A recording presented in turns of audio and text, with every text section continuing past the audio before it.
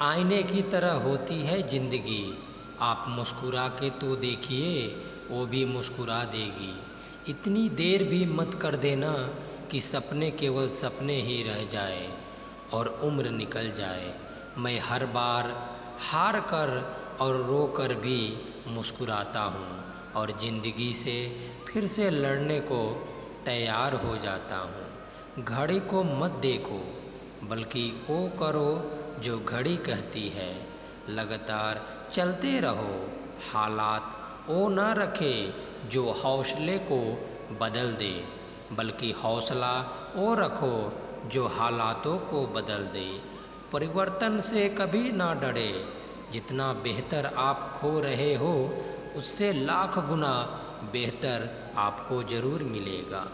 दुनिया का डर नहीं जो तुझे उड़ने से रोके, बल्कि कैद है तू अपने ही नज़रिए के पिंजरे में।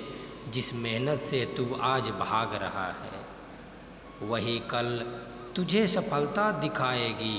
झोंक दे खुद को इस आग में, यही आग तुझे हीरा बनाएगी।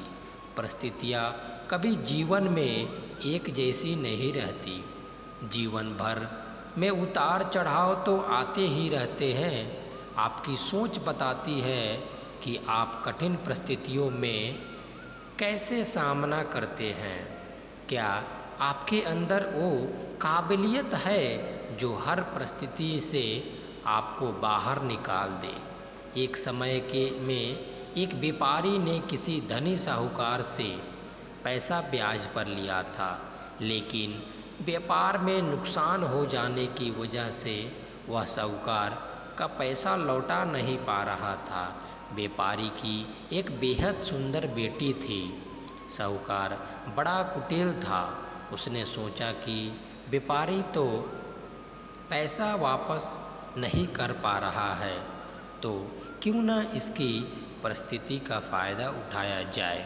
उसने व्यापारी को एक सुझाव दिया कि अगर वह अपनी बेटी की शादी उस साहूकार से कर दे तो वह व्यापारी का सारा कर्ज माफ़ कर देगा। व्यापारी बेचारा मरता क्या न करता। उसने अपनी बेटी को सारी बात बताई। समस्या बड़ी थी। साहूकार अधेड़ उम्र का कुरूप व्यक्ति था। उस समय बेटी के आगे दो ही रास्ते थे। पहला, या तो साहूकार से विवाह करने से इनकार कर दे और अपने पिता को कर्ज में दबा रहने दे। दूसरा, साहूकार से खुशी से विवाह कर ले ताकि उसका पिता स्वतंत्र से रह सके। मित्रों, अक्सर हमारे जीवन में भी ऐसे मोड़ आते हैं जब भी यकीन होने लगता है कि अब कोई रास्ता नहीं बचा है और अब हम बुरी तरह से फंस चुके हैं। अखबारों में सुनने में आता है कि लोग आत्महत्या तक कर लेते हैं, लेकिन अपने दिमाग को पानी की तरह रखिए, एकदम निर्मल और शांत। पानी को देखा है, पानी हर जगह से अपना रास्ता निकाल लेता है। ठीक वैसे ही बन जाओ। आगे देखिए लड़की ने क्या फैसला लिया। लड़की ने साहूकार के आगे एक शर्त रखी कि साहूकार एक थैला लाए और उसमें दो गोलियां डाले, एक सफ़ेद रंग की तथा दूसरी काले रंग की। इसके बाद लड़की उस थैले से आंख बंद करके कोई एक गोली निकालेगी। गोली अगर काली निकली तो लड़की साहूकार से विवाह कर लेगी और उसके पिता का कर्ज माफ़ कर दिया जाएगा। साथ ही अगर गोली सफ़ेद निकली तो पिता का कर्ज माफ़ किया जाएगा, लेकिन लड़की साहूकार से विवाह नहीं करेगी। साहूकार तुरंत बात मान गया और जल्द ही एक थैला लेकर आया। अब वह जब थैले में गोलियां डाल रहा था तो लड़की ने देखा कि साहूकार ने चालाकी से दोनों गोली काली ही थैली में डाल दी है।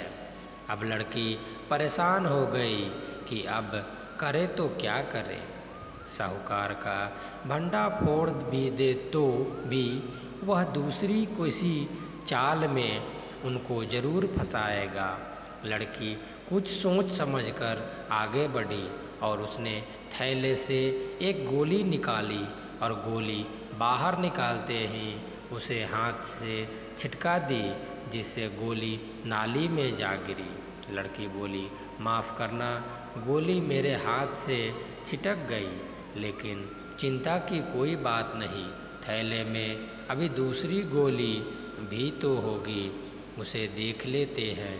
अगर गोली काली निकली तो मैंने सफ़ेद गोली उठाई होगी, और थैले में गोली सफ़ेद निकली तो मैंने काली गोली उठाई होगी।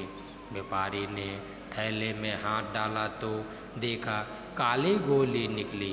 व्यापारी बोला, हाँ बेटी, थैले में काली गोली बची है, इसका मतलब तुमने सफ़ेद गोली चुनी थी।